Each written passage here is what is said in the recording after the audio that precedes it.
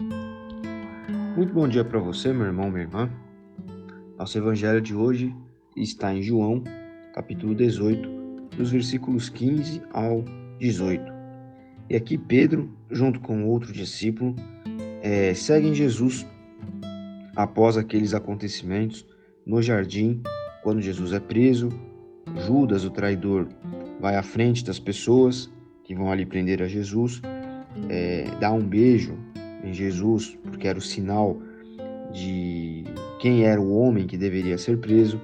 Pedro desembanha a espada, corta a orelha do guarda do sacerdote principal, que estava ali justamente para efetuar a prisão de Jesus. Jesus fala para Pedro: Pedro, não é assim que nós vamos resolver essa situação. Eu preciso passar pelo drama dos próximos episódios aí, dos próximos acontecimentos, daquilo que vem a seguir. Então ele vai com aqueles homens, ele preserva todos aqueles que o Pai havia dado, ou seja, os discípulos, nenhum deles sofre nenhum tipo de agressão, não morrem naquele momento, não são presos também. Enfim, e aí quando Jesus vai para ser ali questionado pelos principais sacerdotes ali, Caifás, Anás, etc., esses homens vão atrás, né? Seguem a Jesus. E aí, diz aqui o relato bíblico que o discípulo que estava com Pedro era conhecido do sacerdote principal.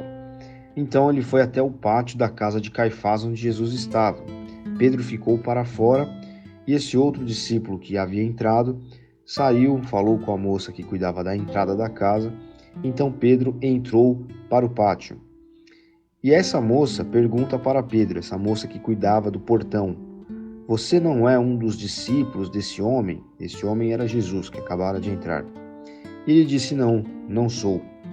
E aí o último versículo do nosso trecho de hoje, que é o 18, diz que os servos e os guardas acenderam uma fogueira.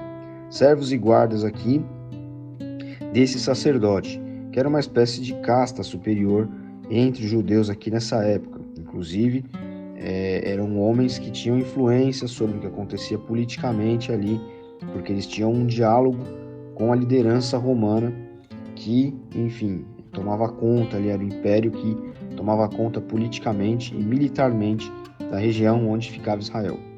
E aí, por conta do frio, a fogueira é acesa por esses homens e eles ficam ali aconchegados, se aquecendo naquela fogueira. E Pedro fica ali também para ver o que ia acontecer e se aquecer. O interessante é que a moça que cuidava do portão de entrada, ela reconhece Pedro de alguma forma, né? Já deve ter, provavelmente já havia cruzado com ele em algum momento quando ele estava junto com Jesus.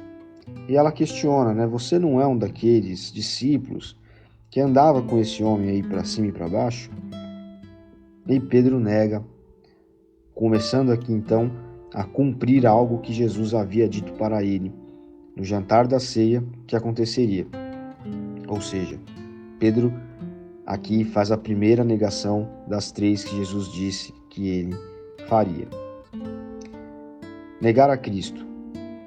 Muitas vezes nós negamos a Cristo. Essa aplicação aqui, ela pode ser feita na nossa vida cotidiana. Quando nós não confiamos em Jesus, nós o estamos negando. Quando nós não testemunhamos dele para as pessoas, nós o estamos negando. Quando nós permitimos que as tentações nos dominem, nós o estamos negando.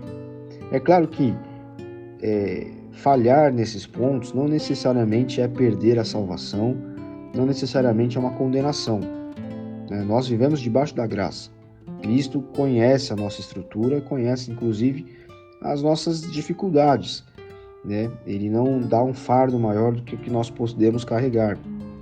A tentação não é mais forte do que nós podemos suportar. Mas, muitas vezes, nós acabamos não resistindo o suficiente. E as coisas nos vencem. O cansaço de ir à igreja nos vence. A língua solta que quer falar mal ou quer julgar o irmão nos vence, né? O orgulho, então a falta de perdão para alguém que nos fez alguma coisa sem querer ou por querer, também nos vence. E é como se nós estivéssemos fazendo como Pedro, né? Como se nós estivéssemos negando a Jesus. Claro que as proporções não são as mesmas, não é nesse ponto que eu quero que você se atenha. Mas nós precisamos tomar cuidado para que a nossa vida seja uma vida de afirmação de quem Cristo é para nós.